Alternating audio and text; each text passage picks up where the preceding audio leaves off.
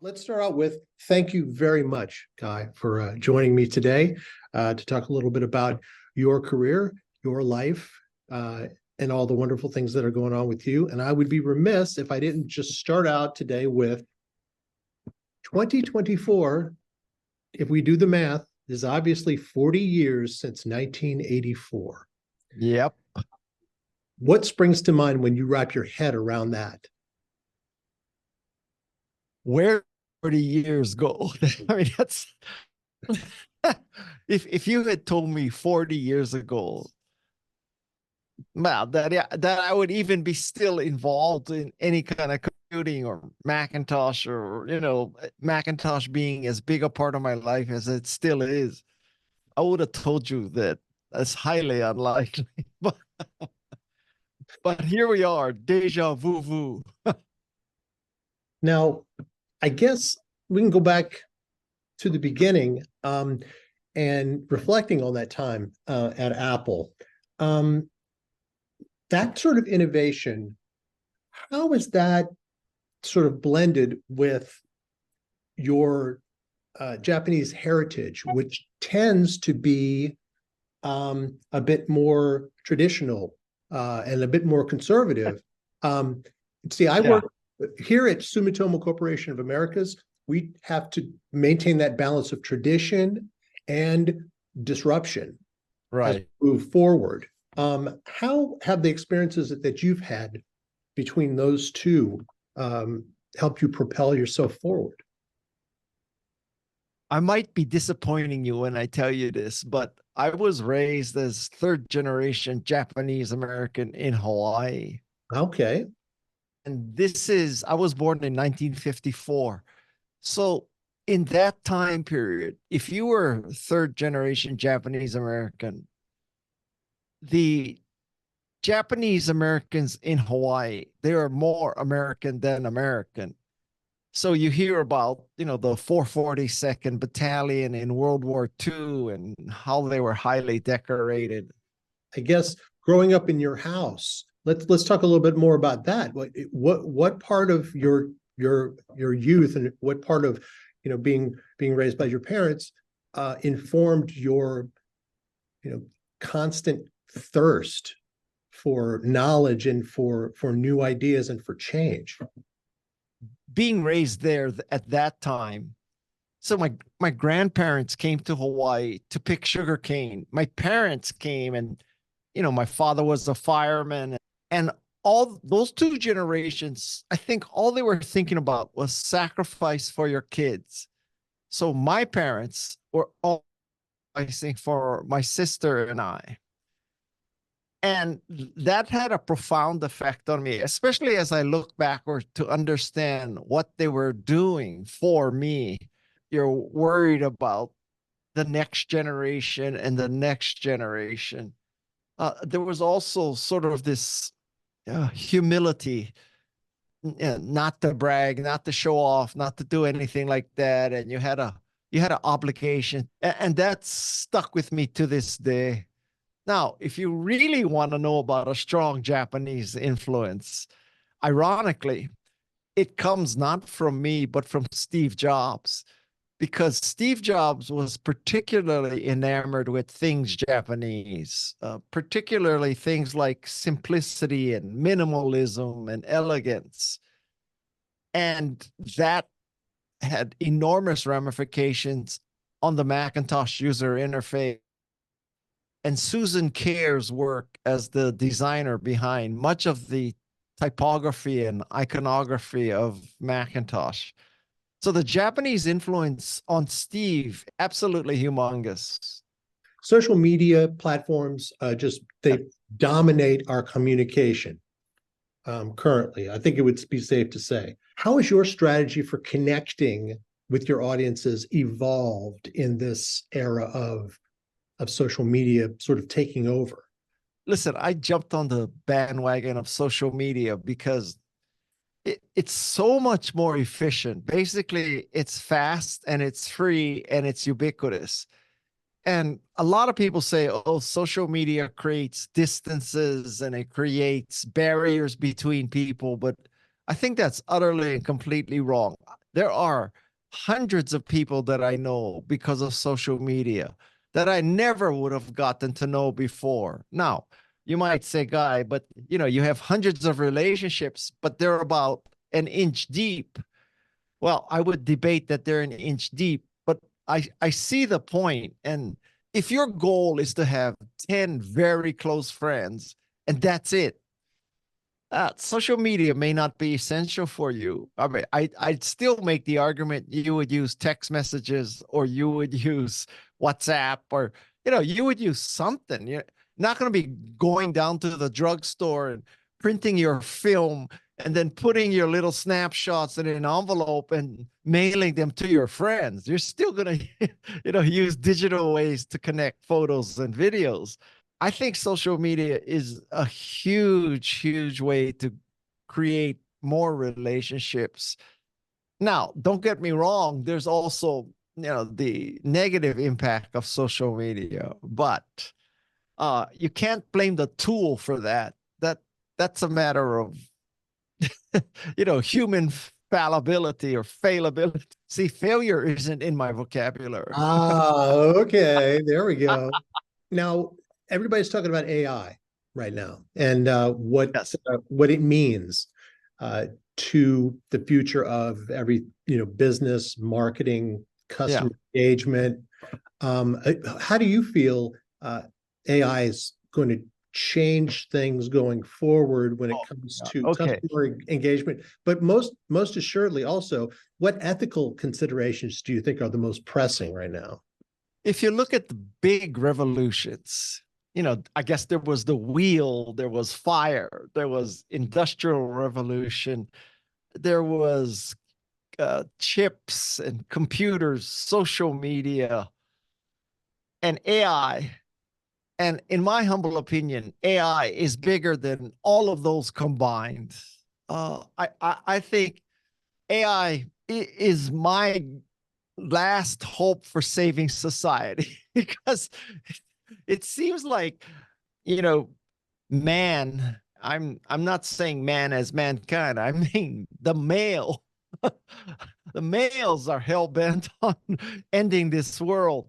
And I think AI might be the last gasp hope for saving us.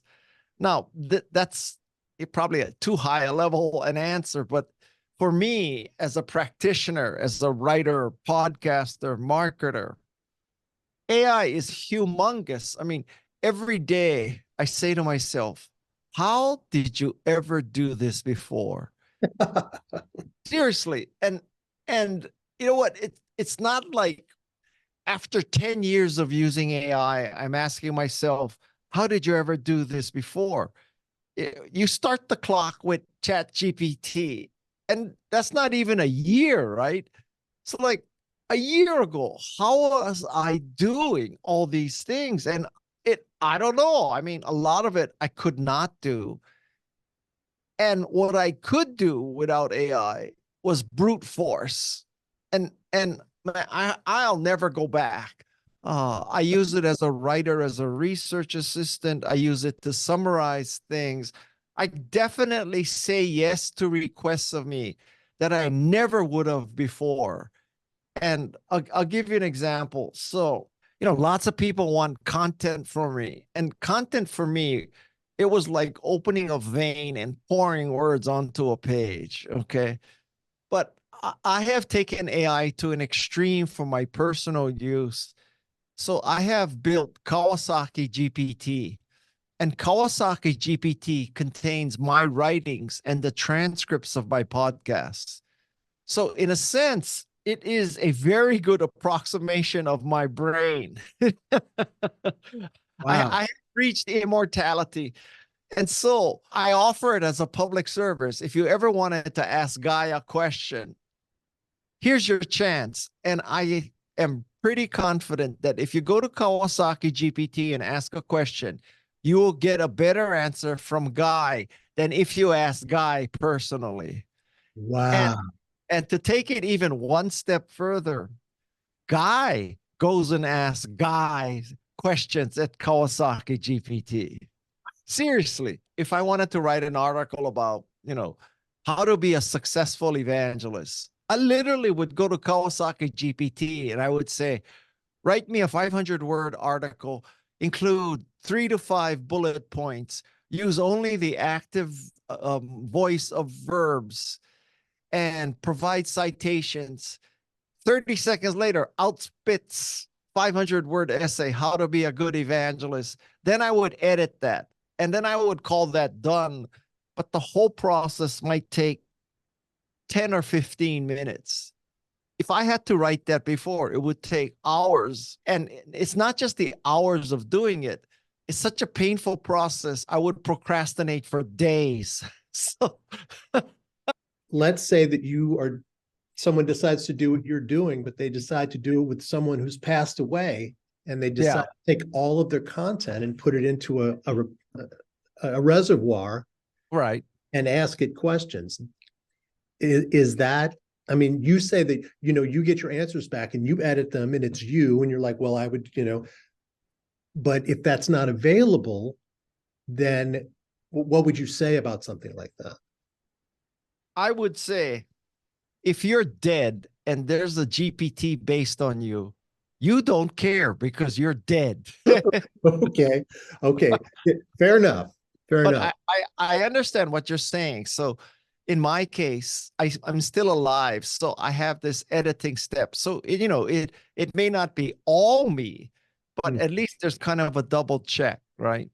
Right. And also you have the cognizance of knowing what you know, which is if you're reading something that you wrote 20 years ago, yeah, you're pulling from that, then you have the benefit of 20 years beyond that to say, Guy now is going to edit Guy then. Except Steve, there's also 20 years of deterioration too. So it's not just upside, Steve. Okay, just let's be honest. Oh, okay. This discussion now introduces a very interesting fact. And my take on this is that when people are discussing AI, they often compare the best case of humans against the worst case of AI, right? It's not apples against apples. You should compare the best case of humans against the best case of AI, or the worst case of humans against the worst case of AI. So when you read these articles about, what if ChatGPT takes over our nuclear launch code system, and now ChatGPT declares war on China, and China has, China GPT. So that's the dangers of AI. Right. And my response to that is, well, are you saying that you're comfortable where there are fascists and dictators with their hands on nuclear weapons? I've asked AI experts, hypothetically, let's say something has to control the launch of nuclear weapons. Okay. Let's just take that as a given. Who would you rather have control of that? ChatGPT or Kim Jong-un? Pick one. Because Exactly. I would pick ChatGPT all day long. Just to get back to 1984 for a moment, I just wanted to ask, what advice would Guy Kawasaki, the one I'm talking to now, say to that guy who's just about to launch into his own world of brand and marketing and adventure and evangelism? What would you say to him? I would tell Guy, don't quit Apple, because Apple's going to be the most valuable company in the world. And take your freaking stock options and just sit on them. That's probably not what you're trying to get at. No, but it is a very good point. I mean, hindsight for everyone, I'm sure, is 2020. But let's talk about now. Let's talk about the fact that you work with Canva now. You've done work with the Wikimedia Foundation. Yes. So it seems that you would have something in your DNA that aligns with the democratization of media. Oh, that is an absolute brilliant insight. I'm into the democratization of everything. So Macintosh was the democratization of computing, right? So now you didn't have to work for a university or big company or a government to use a computer. I mean, Woz wanted personal computers, not corporate computers. So that's the first democratization I got involved in. Later on, I started a company that helped entrepreneurs raise funds. So I wanted to democratize venture capital. Canva has democratized design so that you no longer have to be a Photoshop or Illustrator subscriber expert, spending months and months learning it. In 5 minutes, you can learn how to use Canva, and that's democratization. So I'm a big believer in the democratization of power, and that's been a theme in my life forever, I think. I'm gonna wait. I want to give your listeners one more lesson from the story of, I would tell myself not to quit Apple. Okay. There's a lesson there, and the lesson is maybe particularly useful for Gen Z and millennials because they seem to be quitting jobs every 2 years or so. But based on my career, there's an argument to be made that the grass is not always greener. And so maybe sometimes you should fertilize and water the grass you're standing on because that grass may turn out to be very green after all. It's not clear you're optimizing your life by constantly trying to switch jobs. Well, I find that interesting that you would say that, because one would argue that you're giving counterintuitive advice, because currently Guy Kawasaki gets paid to be Guy Kawasaki. So Right.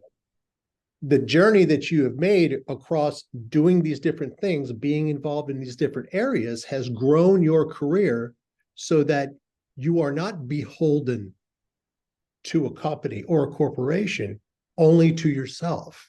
So I think many Gen Zs identify with, I want to make a living being me. The concept of, I want to make a living being me, I think is a little self-centered, actually, speaking as someone who has done it.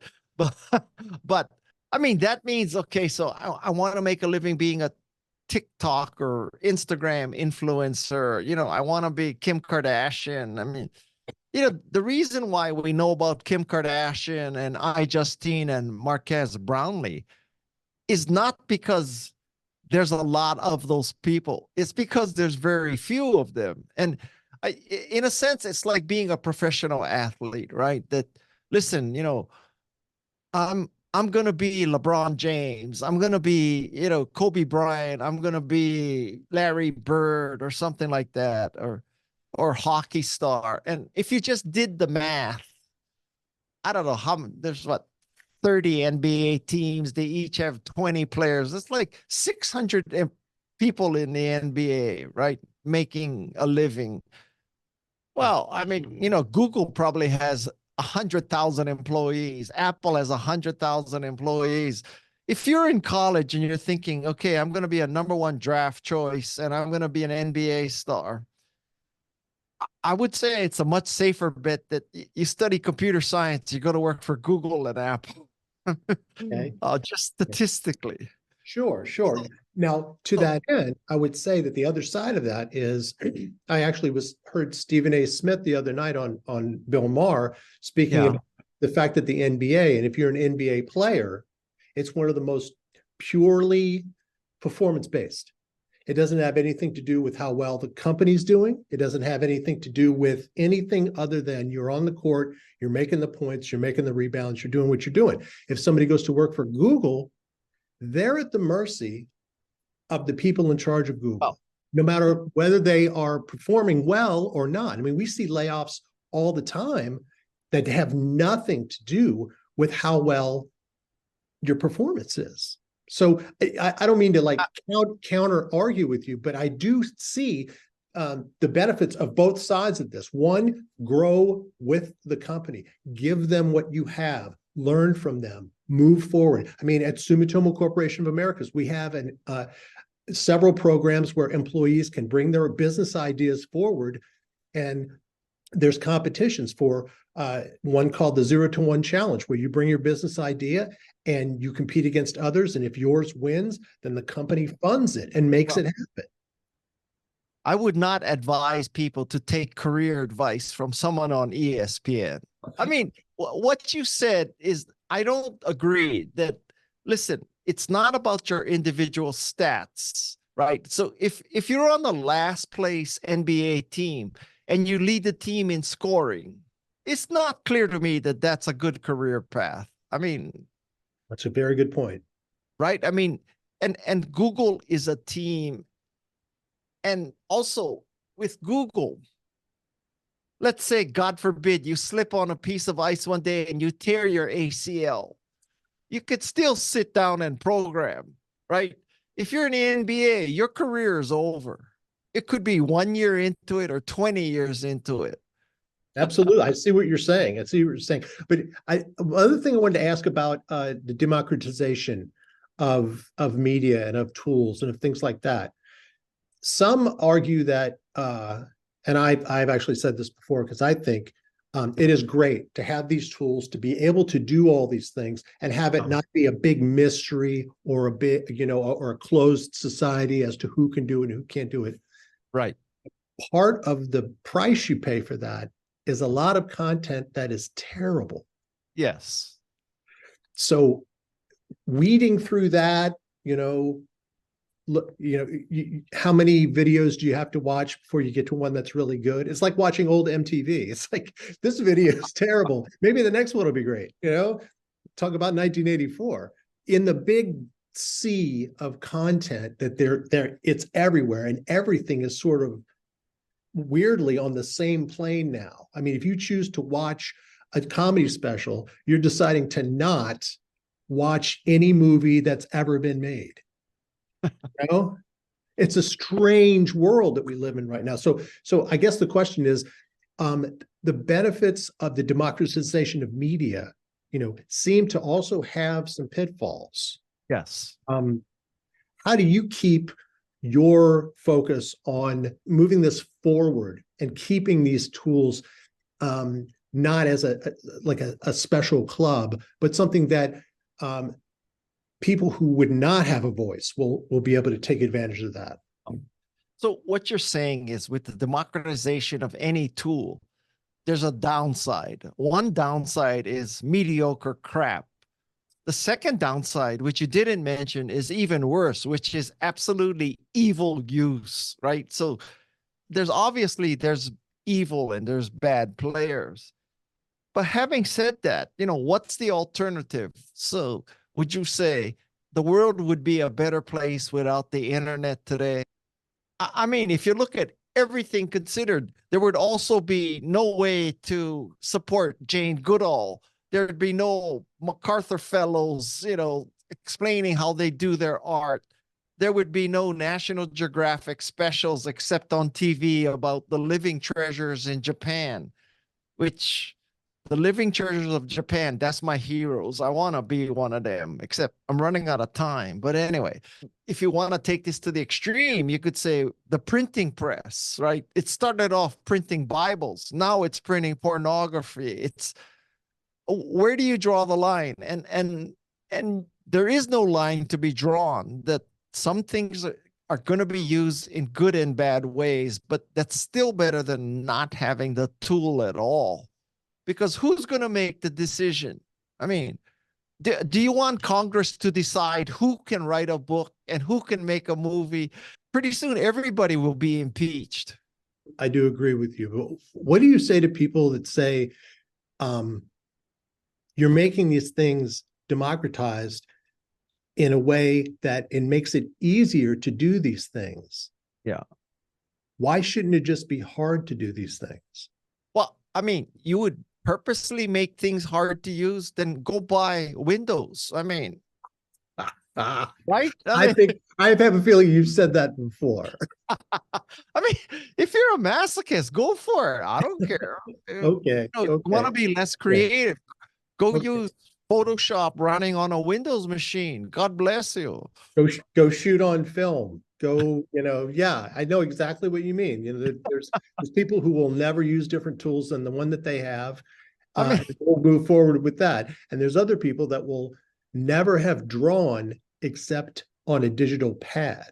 So I think there's all such different experiences that are all available, which is good.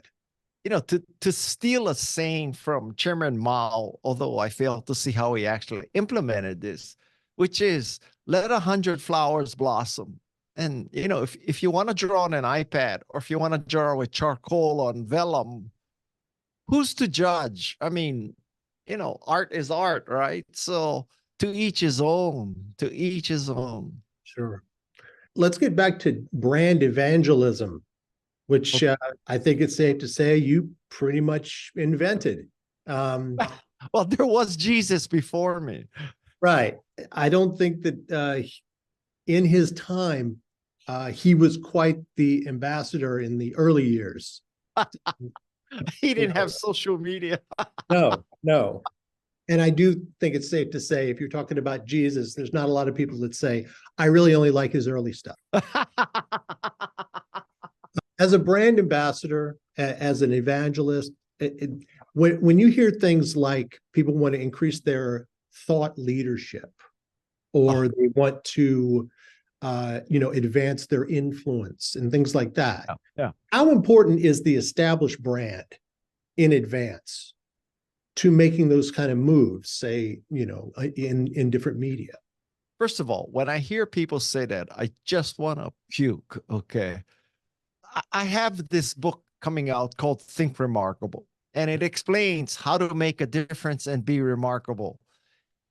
And I want to be very clear here that people who are remarkable, they don't wake up one day and say, you know what? I decided I'm going to be remarkable. I'm going to reposition myself as a brand evangelist, thought leader, visionary, and guru. The way you become remarkable is not to decide you're going to be remarkable. It's to decide you want to make a difference in the world. And you make a difference by creating a computer, being a teacher, being a coach, being a good parent. And if you do that and you make a difference, people, including yourself, will consider you remarkable. So the way it works is you do good, you become remarkable. It's not you become remarkable and then you do good. This is not a chicken or egg. There's a sequence here. Like, I refuse to believe that Jane Goodall or Steve Jobs sat down one day and said, how can I position myself as a visionary? I could go study chimpanzees in Africa. I could create a computer. They were driven to do what they wanted to do, which is study chimpanzees or make computers. And they were successful, so people consider them remarkable. That's the order of things. You don't make yourself a thought leader. You make a difference, and then people label you as a thought leader. Here's a question I've been meaning to ask. What does a typical day for Guy Kawasaki look like? Usually, basically, all I do every day is answer email and either get ready, edit, or release podcasts. And then, except for now, where there's a storm in California, I would probably spend 2 or 3 hours surfing every day. So I take a break from surfing to work. That's my day, basically. What is it about surfing that drew you to it and keeps you doing it? Surfing is the most fun you can legally have. The sense that you're moving along at speed because of nature. And surfing is a very difficult sport, well, at least for me. And so it has all the challenges and it has all the rewards of any sport. And, you don't need a team. You don't need an ice rink. You don't need basketball court. Well, I guess you need an ocean and a board.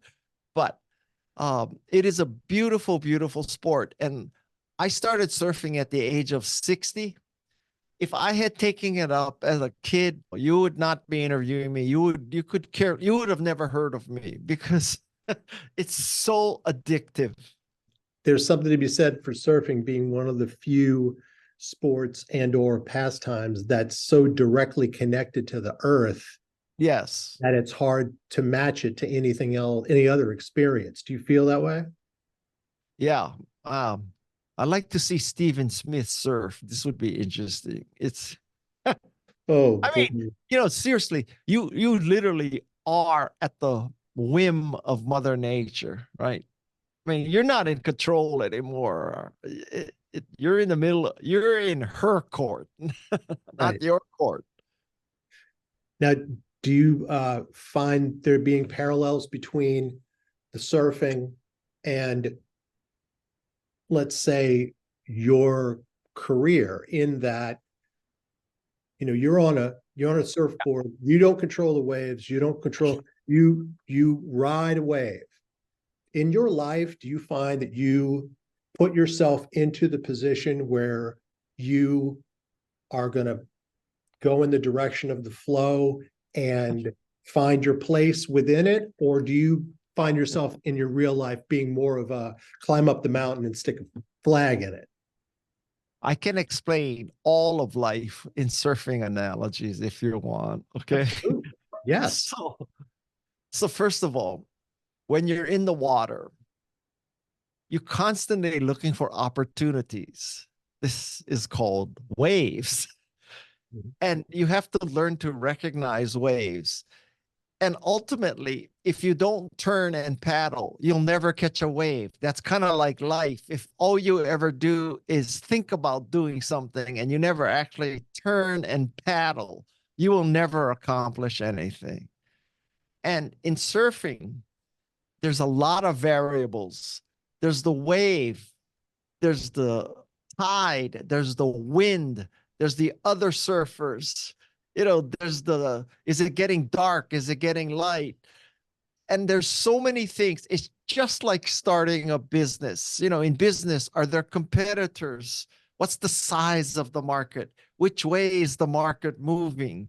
And if you do something wrong, you fall off and you drown. I mean, the parallels are very, very good between surfing and life. Yeah. Have you ever tried surfing? No, you know what? I have not. I have not. And I guess I have to put that on the list now. How old are you? I'm 55. Oh, you can wait 5 more years before you start. Where Well, do you live? uh, I I'm talking to you from New York. I live in Brooklyn. Okay, So so go to Rockaway. Rockaway Beach. Yeah. I'll have to make that trip. I'll have to do that this summer. I'll put that on my list. Let's talk a little bit more about the book. What is the one thing that you would tell somebody um, that would bring them in to want to read this book? I mean, besides, if you're a Guy Kawasaki fan, are you going to get Guy Kawasaki's greatest hits, or is this something new? This book is an outgrowth of my podcast. And in my podcast, I interview remarkable people such as Jane Goodall, Steve Wozniak, Stacey Abrams, Margaret Atwood, Angela Duckworth, Bob Cialdini. I mean, I have a very good guest list. I would put my guest list up against anybody in podcasting. And I have now done 5 years of it, 4.5 years of it. So I have a couple hundred episodes, and I started noticing patterns about how these remarkable people became remarkable. And I thought, it's unreasonable to think people are going to listen to 200 episodes.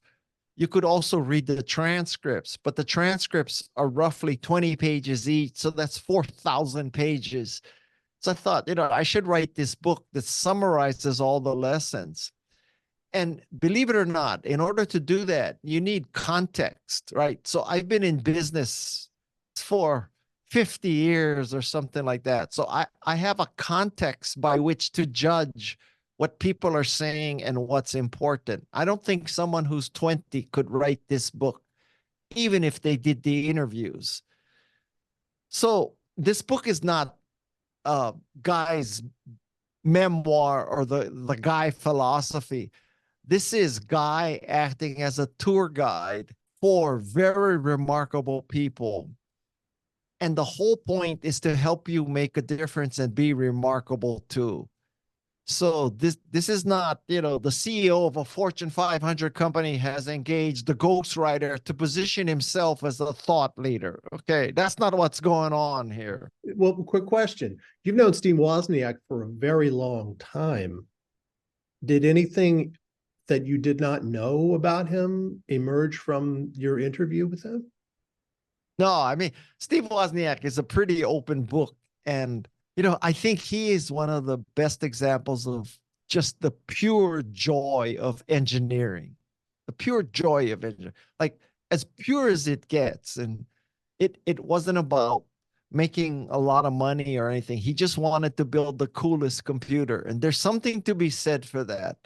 Right. I think one of the lessons I learned is one of the richest veins for successful startups is you build the product that you want to use as opposed to what you learn from reading the popular press, right? So Woz wanted to build a personal computer because he wanted a personal computer. And I think that's probably the richest vein for tech startups. So if any of you out there listening want to be an entrepreneur, I'm telling you, build the product you want to use and then hope you're not the only nutcase that wants to use it. Yes. Steve Wozniak always seemed to me to be uh, the left side of the brain, and Steve was the right to a certain extent, or that he was the good angel, as it were. Last question: is there anything else right now that's really exciting to you that's something you're wanting to tell everybody about besides the book? I am so exciting about AI.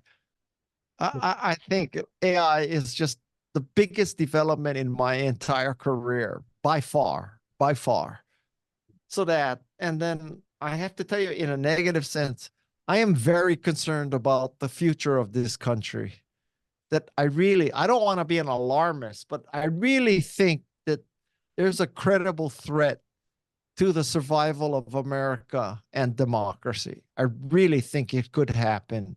As you read this book, I start off with the story of Olivia Juliana and Matt Gaetz and how Matt Gaetz tried to fat shame her and, all this abortion rights stuff. And he's saying that, the people who are most concerned about abortion rights look like thumbs and nobody wants to get them pregnant, right? Listen, if you're a hardcore white supremacist, don't buy this book. You are going to be disappointed. Okay, I'll tell you one last story. Okay. So about 2016, I was in Germany and I was having dinner with some friends, and they said to me, Guy, to this day, we don't understand how our grandparents let Hitler take over Germany. Like, what? Why did they not do something, et cetera, et cetera. And then they said to me, Guy, you're having your Hitler moment right now. Your kids are going to wonder, did dad take a stand, or did he say, I don't want to risk many followers on social media, so I'm just going to be silent? And they told me that. And that just drove a stake into my heart. And I went back to America and I was all in for Hillary. I did everything I could to help Hillary Clinton. Obviously, I I didn't exactly succeed, but um and so, at the end of my life, I don't want my grandchildren to say, I wonder if grandpa tried to help preserve democracy. It's going to be very obvious I did what I could. And frankly, I see a lot of influencers with millions of followers, and they kind of have this attitude like, I stay out of politics. I don't want my followers or potential followers to be turned off by political stances. And for that reason, I admire Taylor Swift. I hope she endorses Joe Biden again, but I admire Taylor Swift for taking a stand. You got to take some stands in your life. And this is one that I am happy to take. I will die on this hill. That's good to hear. I hope that my book is banned in Florida and Texas. That would just make my day. I would be so happy. Wow. Guy, thank you very, very much for taking time to talk to us. Sure. It's been a pleasure. Everybody around here they were all jealous I was getting to talk to you today. So, Oh, and it's been a pleasure for me. I've obviously given a lot of thought to things. So, all right. Well, thank you. Thank you. Bye. Bye-bye.